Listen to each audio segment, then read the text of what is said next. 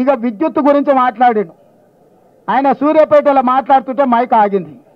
అసలు ఎంత సిగ్గులేనోడు అంటే నేను మళ్ళీ విద్యుత్ అధికారులను అడిగిన. విద్యుత్ అధికారులు చెప్పాను, సార్ ఆయన ఉన్న ఏరియాలో కదా సూర్యాపేట టౌన్లో ఏ సబ్ స్టేషన్లో కూడా 30 సెకండ్లు కూడా కరెంటు పోలేదని అధికారిక లెక్కలు చెప్పినాయి. ఆయన పెట్టుకున్నది కూడా జనరేటర్తో పెట్టుకున్నాడు. ఆయన పెట్టిన మైకు ఆడ పెట్టిన సమావేశాన్ని కరెంటు కనెక్షన్ లేదు, జనరేటర్ కనెక్షన్ ఉంది. నీ జనరేటర్లో ఎవడు పుల్ల పెట్టిండో, నీ పార్టీలో ఎవడు కట్టె పెట్టిండో, ఆ 3 అడుగుల జగదీశ్వర్ రెడ్డి పడనోళ్ళు ఆ జిల్లాలో బొచ్చడు మంది ఉన్నారు. ఎవడు ఆ కనెక్షన్ వీకిండో, ఎవడు కనెక్షన్ పెట్టిండో ఎవడికి తెలుసా? నీ దాంట్లో ఉన్న బొక్కలు నువ్వు చక్కగా చూసుకోక ఇక చూసినావు కరెంటు కాంగ్రెస్ వాళ్ళు తీసిరని. చంద్రశేఖర్ రావు, నేను నీకు ఒక మాట చెప్పదలుచుకున్నా.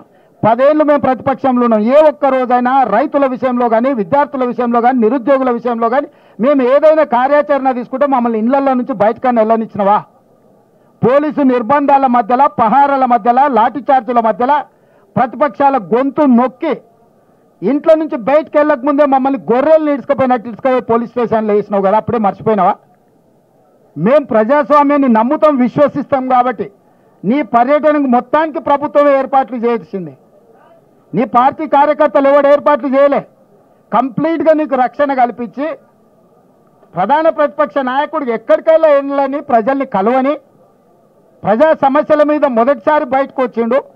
కనీసం ఇట్లనే ఆయన పాపాలు అడుక్కుంటాడేమని చెప్పి అన్ని ఏర్పాట్లు మా మంత్రివర్గం ఏర్పాటు చేసింది. ప్రతి క్షణం నేను ఎక్కడ కూడా ప్రతిపక్ష నాయకుడికి ఇబ్బంది కలగొద్దని మా పోలీస్ అధికారులకు సూచనలు చేసుకుంటే ఆయన పర్యటన అంతా జరగనిచ్చిన. ఒకవేళ మేమే అనుకుంటే నువ్వు ఇంట్లోకి వెళ్ళి బయటకు వెళ్తుంటావా చంద్రశేఖరరావు?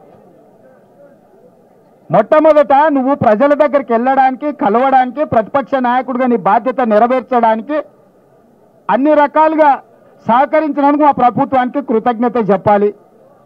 రెండవది, నీ పాపాలు కడుక్కోవడానికి ప్రజల దగ్గరికి వెళ్ళినావు. నీ పార్టీ ఖాతాలో 1500 కోట్ల రూపాయల దోపిడీ సొమ్ముంది. దోసుకున్నోళ్ళు ఎలక్షన్ బాండ్లు ఇచ్చారు, 1500 కోట్ల రూపాయలు నీ ఖాతాలనే ఉన్నాయి.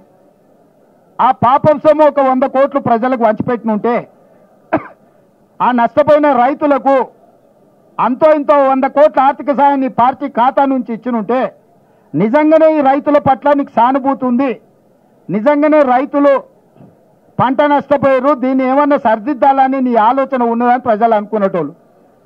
ఎండిపోయింది ప్రజల పంట, దాని మీద కూడా రేపు పార్లమెంట్ ఎన్నికలలో లబ్ధి పొందాలని ఇట్లాంటి నక్కచిత్తుల వేషాలు ప్రజలకు తెలియవా? ఎన్నికలు లేకపోతే నువ్వు బయటకు వస్తుంటివా చంద్రశేఖరరావు? ఎన్నికలు ఉన్నాయి కాబట్టి ఈరోజు బయటకు వెళ్ళిండు.